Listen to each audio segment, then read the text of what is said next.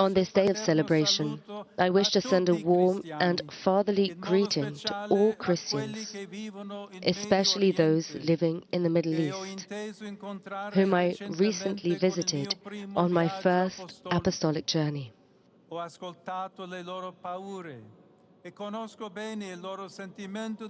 I listen to them as they express their fears and know well their sense of powerlessness before the power dynamics that overwhelm them.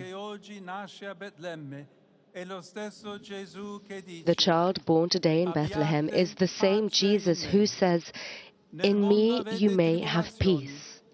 In the world you have tribulation, but be of good cheer. I have overcome the world."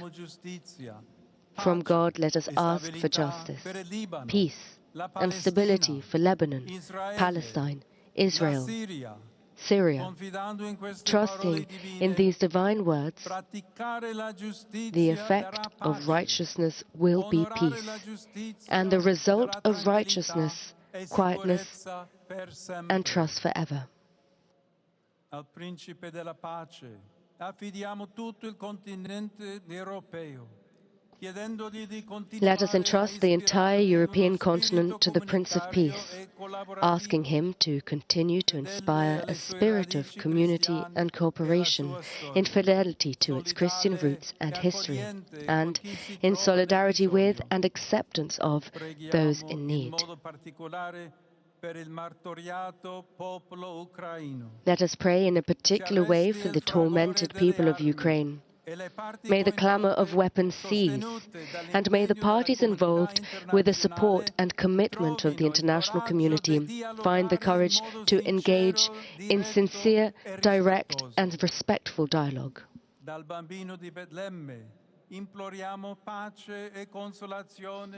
From the child of Bethlehem, we implore peace and consolation for the victims of all current wars in the world, especially those that are forgotten, and for those who suffer due to injustice, political instability, religious persecution, and terrorism.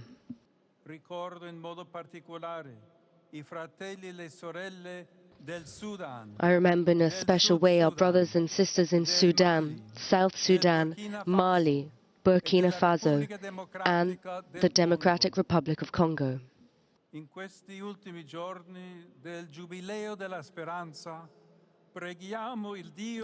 In these final days of the Jubilee of Hope, let us pray to God made man for the beloved people of Haiti, that all forms of violence in the country will cease, and that progress will be made on the path of peace and reconciliation.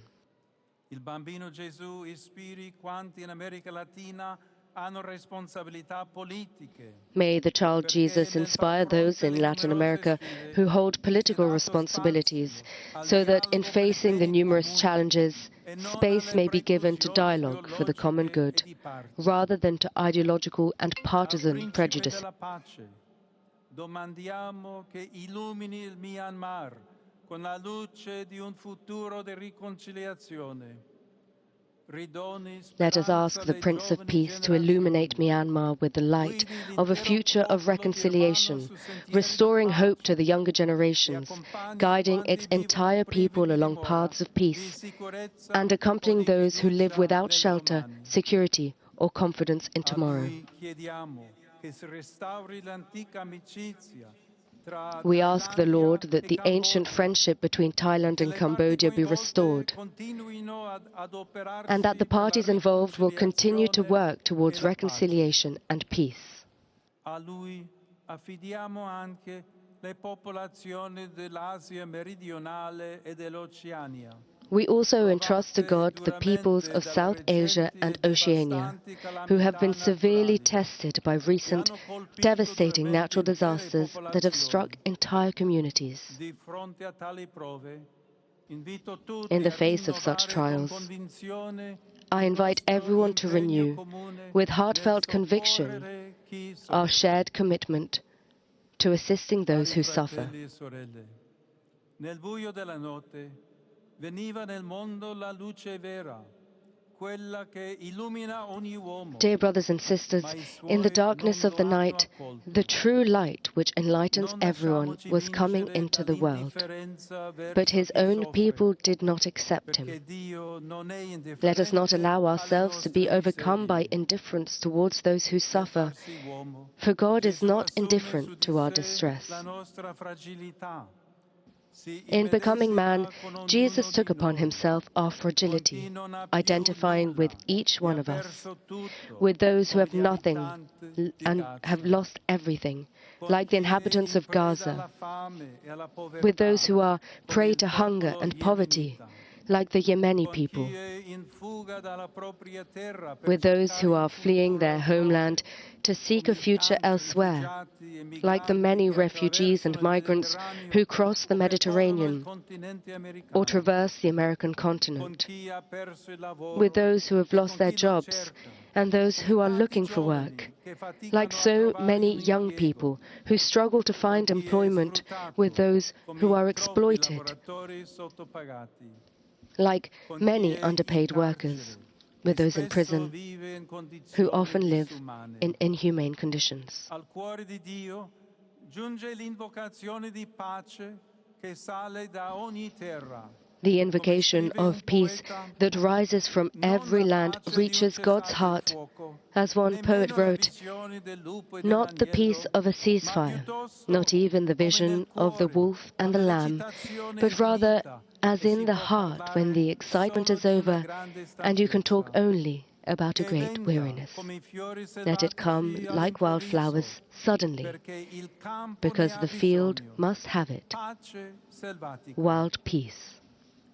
In questo giorno santo apriamo il nostro cuore ai fratelli e alle sorelle che sono nel bisogno e nel dolore. On this holy day, let us open our hearts to our brothers and sisters who are in need or in pain. In doing so, we open our hearts to the child Jesus, who welcomes us with open arms and reveals his divinity to us. But to all who received him, he gave power to become children of God.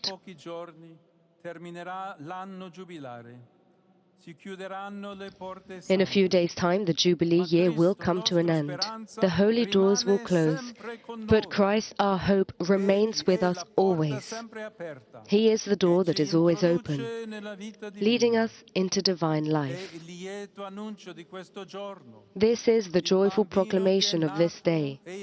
The child who was born is God made man. He comes not to condemn, but to save. His is not a fleeting appearance, for he comes to stay and to give himself. In him every wound is healed and every heart finds rest and peace. The Lord's birth is the birth of peace. To all of you, I offer heartfelt good wishes for a peaceful and holy Christmas.